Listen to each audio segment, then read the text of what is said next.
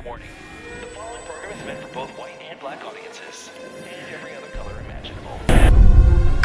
It's 1870. The Civil War and its bloody liberation is still a fresh memory. The embers of the Confederation are smoldering in the South. The nation is more divided than ever.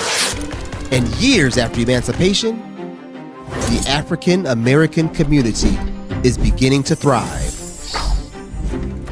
Hiram Revels, born free, family established in the Americas long before the Revolution.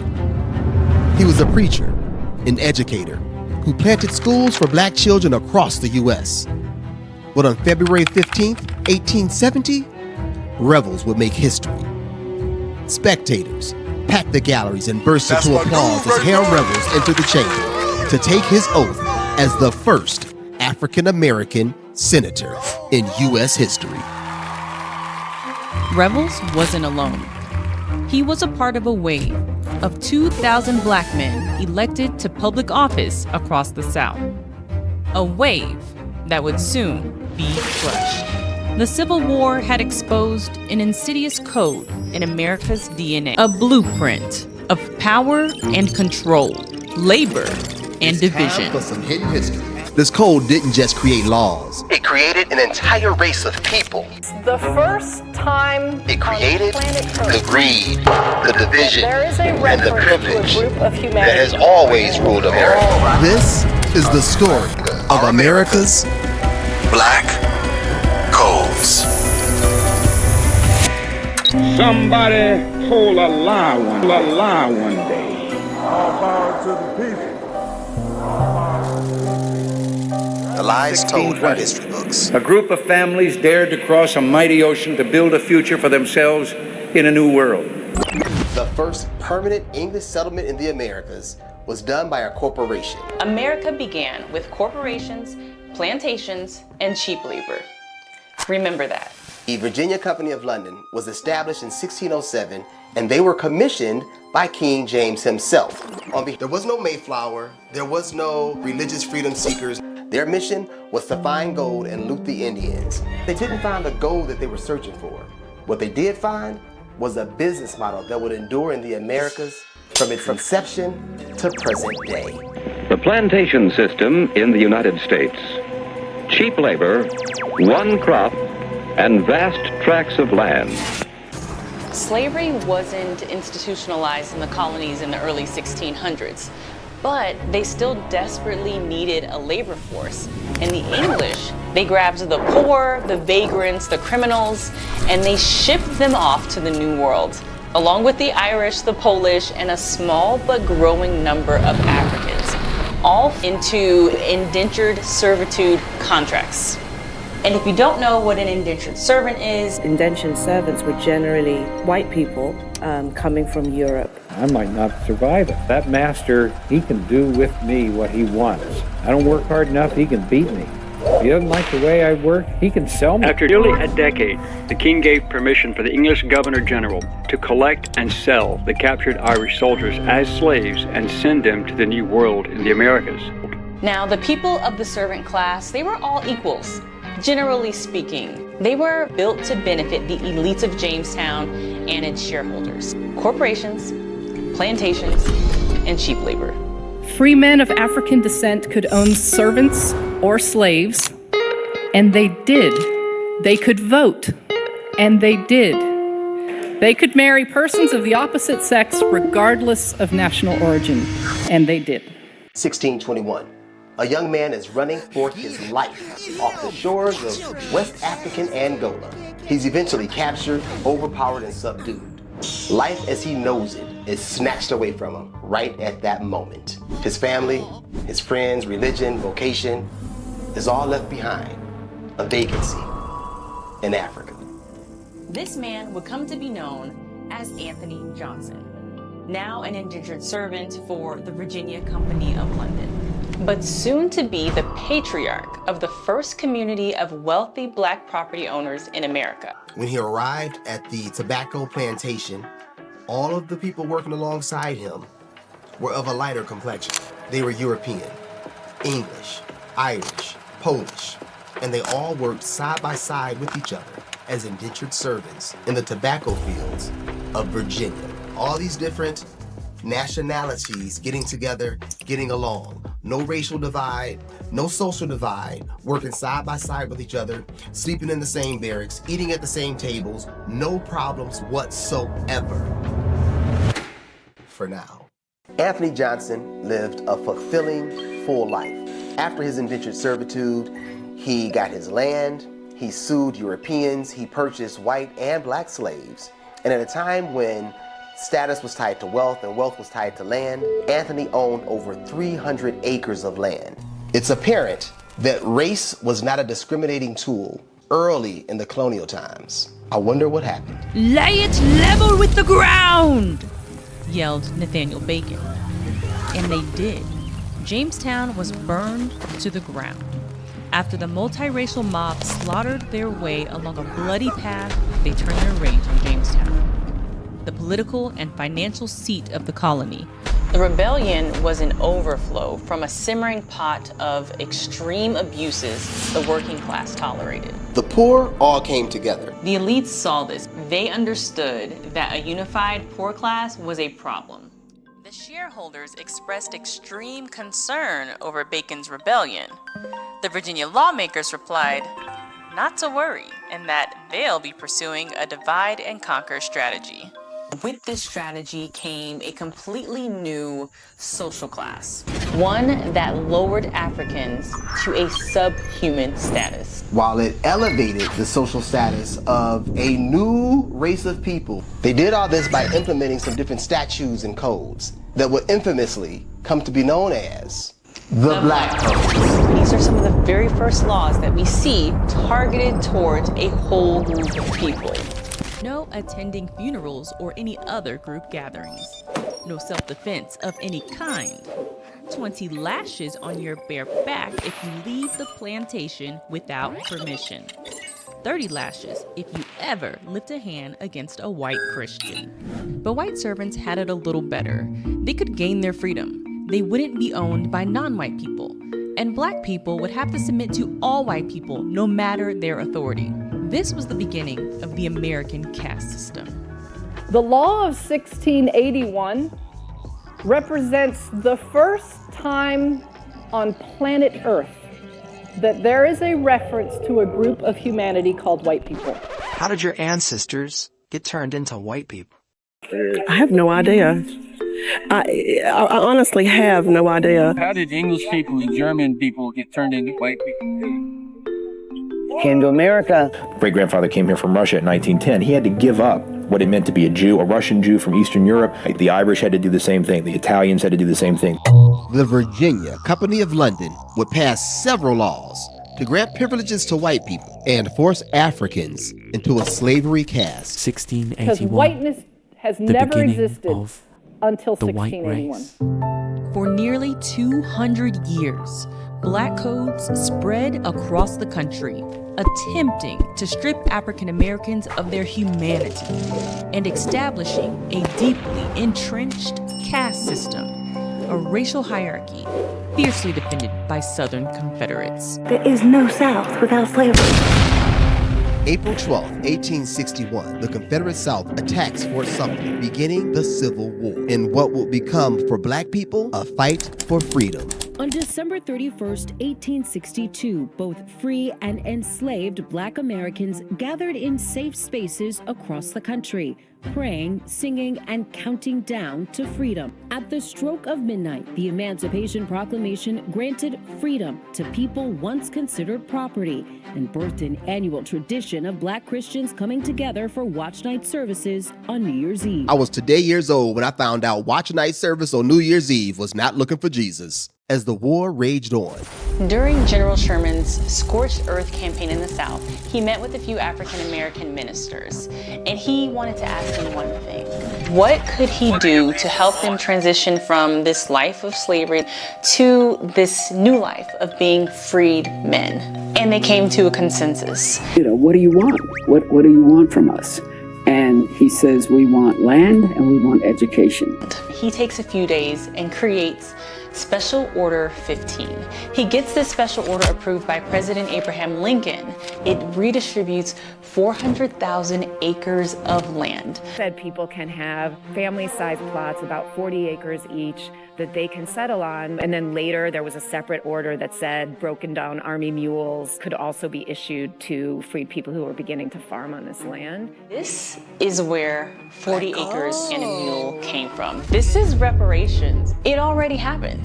And in a few months' time, about 40,000 acres of this land had been distributed to newly freed African Americans. A few days after, delivering a speech suggesting that black men who served in the war received the right to vote, President Lincoln was shot in the back of the head while attending a play. Now, his successor was Andrew Johnson, POTUS number 17, self-proclaimed Moses for black people. Moses. Did part the sea of justice for us, though. He blocked every bill that tried to give newly freed, vulnerable black Americans any rights. This raging, rancid, supreme racist also reneged on reparations and didn't drag his feet trying to dismantle every lick of Lincoln's legacy.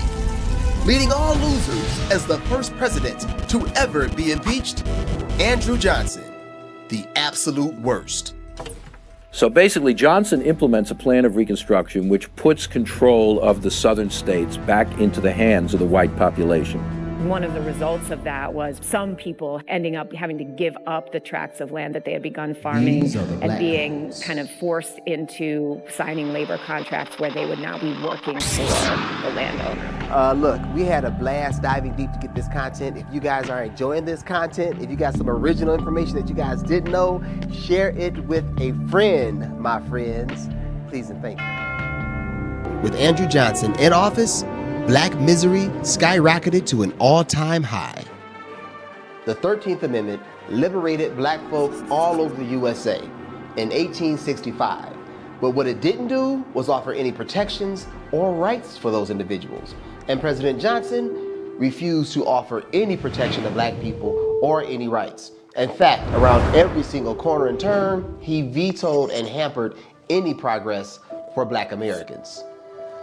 When you go to the 13th Amendment, one of the fascinating things about the text of that amendment is that it says that slavery is abolished, except in the case of a punishment for a crime. So, here's what they did in the South. They criminalized being black. They reintroduced the black codes.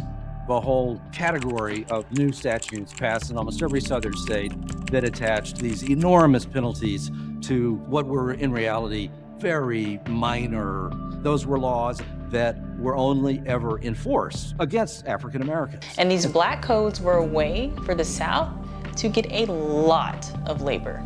This is the system that ushered in convict leasing. Convict leasing was a brutal system where the state made enormous profits by leasing out prisoners, but the real financial windfall went to the private corporations and the plantations that exploited the cheap labor. While the state collected fees, companies like Tennessee Coal, Iron and Railroad Company, U.S. Steel, Sloss Furnace, Pratt Coal and Coke Company, and untold numbers of plantations made exponentially more by using convicts to fuel their industries, pick their cotton, build their railroads, mine their coal, and produce their iron. This system turned human suffering into massive corporate profits. Workers were literally worked to death and quickly replaced with another convict. In 1866, Congress gained control of the House and the Senate, and they will go on to pass a litany of civil rights bills. The 14th and 15th Amendment would be added, and they would release an instrumental piece of legislation that would change life in the South forever, something called the Reconstruction Acts. These acts released a military occupation of the South to ensure the rights of the newly freed and liberated black citizens. This marked the beginning of an era that would never be matched again. In 1865, 8% of black people were registered to vote. By 1867, 80% of black people were registered to vote, and they exercised their rights. Blacks turned out in huge numbers at voting stations all over the South. But it wasn't just about politics. This was about revolution. Thousands of schools were built, HBCUs all over the South. For the first time ever, black children and adults walked into classrooms, eager to learn and eager to level up. It wasn't just about education either. With the skill set came jobs, and with jobs came financial freedom. We're talking about black families taking control of their own future. Shout out to Madam C.J. Walker, who would soon become America's first self-made female millionaire. Meanwhile, black men are diving deep into politics, shaping laws, building schools, and protecting black communities. This was a time when black families thrived. Faith, economics, education, and politics. 1898. Wilmington, North Carolina, was a multiracial hub of progressive life. The predominantly black city thrived, where the docks were overflowing with lucrative activity, and the city's factories and businesses were all doing very well. 35 years removed from slavery, and the residents of this town were successful by most measures. The political party in power were the Fusionists, who were a unique political coalition of poor white farmers and black citizens, and they dominated the political scene. They took the majority of seats in both 1894 and 1896 elections. The Democrats were humiliated and demoralized. Something happened. The Democratic Party was a party of white voters, almost exclusively. White supremacy was central to the Democratic platform. The North Carolina militiamen were white supremacists. The Naval Regiment were white supremacists. All the surrounding towns of Wilmington were white supremacists. The people you see in the photos when there was a lynching with their children looking all gleefully at that body swinging, they were likely all Democrats. The Democrats were humiliated and demoralized. Something had to change, and a group of Democrats met to formulate a plan. It all came together in their Democratic Handbook of 1898, where they explicitly stated their goals and plans to consolidate the white vote by inciting white anger and resentment. It said, quote, "This is a white man's country, and white men must control and govern it." Charles Aycock and Josephus Daniels of the News and Observer got together to create a campaign. They would flood the media with racist cartoons and propaganda in the spring, summer, and fall of 1898, framing the Fusionist government as a Negro-dominating, incompetent threat to white supremacy. They exploited the national narrative that viewed black men as a predator to white women's virtues and incited white anger to mobilize voters.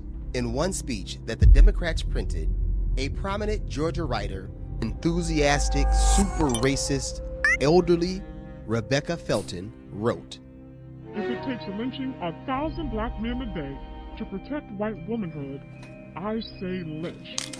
This was the gasoline, read in newspapers across America. But here's the flame. Alex Manley, the co-owner and publisher of the Daily Record, Wilmington's black newspaper, posted a retort to Mrs. Felton's article. White women who had liaisons with black men did so voluntarily and enthusiastically. Every Negro lynched is called big, burly, black brute, when in fact, many of those who have been dealt with had white men for their fathers, and were not only black and burly, but were sufficiently attractive for white girls of culture and refinement to fall in love with them, as is very well known to all. Tell your men that it is no worse for a black man to be intimate with a white woman than for a white man to be intimate with a colored woman. You cry aloud for virtue of your women when you seek to destroy the morality of ours. The Democrats made this a viral moment, reprinting the article and sending it to newspapers all over America. Wilmington became famous overnight, and it also became a big draw for white supremacists. Good old Proud Boys from all over the country found their way to North Carolina, and they did everything in their power to make America great again. With armed patrols at the polls, military militia street patrols, and an armed street gang with a list of black homes to go visit, all to intimidate and terrorize black voters. These tactics took place across the state to avert what they called Negro rule, and the Democrats won every seat on the ballot. But that wasn't enough. Alex Manly still had a debt, and the current mayor was still a Republican. The following day, they staged a coup d'etat, first burning down the Daily Record after they could not locate Manly. After Alfred Waddell led the riot through the streets of Wilmington, he proclaimed himself mayor and would leave 300 black men either permanently missing or dead in the streets of Wilmington. The only coup ever on U.S. soil was complete when Waddell, the new mayor of Wilmington, posted the new White Declaration of Independence in the newspapers and at the courthouse. This marked the beginning of black cities that would be destroyed, burned down, and decimated for not adhering to the black code. This is America. In order to make America great again, you'd have to make America white again. Hands up, don't shoot! Hands up! We are in the nation's capital right now, and it's so fitting because one of the villains to our story, our actual lives that we're living right now, has been the U.S. government. Around every single turn, they've either turned a blind eye toward the atrocities that were being done, or they actually were active in oppressing black people. This next story is about debt peonage. Decades after slavery ended, many African Americans, like John Davis, found themselves trapped in a new form of bondage: peonage. John Davis was a sharecropper in Alabama. I don't know what you're talking about. One day, a white man falsely accused him of owing money. Davis was arrested, convicted, and charged with debts he couldn't pay. Davis really needed a friend, and it appears he found one. Bob Franklin, a local law enforcement officer, paid the debt and sold John Davis to John W. Pace, a wealthy landowner. And if the devil is in the details, Pace played his part and forced Davis to sign a contract that allowed him to be whipped, confined, and pretty much treated like a slave. This is debt peonage, slavery by another name, a system that was outlawed in the U.S. in 1867. Davis wasn't alone. Hundreds of thousands of African Americans were in similar positions. This was happening so frequently and so brazenly that these cases of peonage reached the ears of President Teddy Roosevelt. President Theodore Roosevelt authorized the investigation into the peonage cases in 3 counties in Alabama. It was found out that many parts of Alabama's municipalities were involved in this systematic oppression. I'm talking the local law officials, the police officers, the constables, the sheriffs, the justices of the peace were all involved. John Pace and his entire network were convicted and found guilty of peonage. But this is where it gets interesting. On appeal, Pace comes back and argues that the African Americans in his employment didn't have any real actual debts. So what he was doing was not peonage, it was slavery. And in 1903, slavery wasn't illegal. As it turns out, many of the plantations in the South were engaging in peonage in one form or another. This was one of these cases where President Roosevelt deemed that this situation was too big to fail. So what did he do? He pardoned John Pace and his cohorts. They never served a lick of jail time, and John Pace was free to continue to do what he was doing, business as usual. And President Roosevelt? He turned a blind eye to forced labor practices in the South. The Tallapoosa peonage cases exposed some dark truths, one being that the end of slavery did not mean the end of exploitation, and the other one that hit at the souls of black folks is that the U.S. government wasn't willing to do what it takes to protect its black citizens and their civil rights. We are sitting with the J. Jenkins, Esquire. I believe you are the president right now, co-founder and president of Convict Lease Labor Project down in Texas, right? Yes, sir. The Texas economy before emancipation relied on free labor.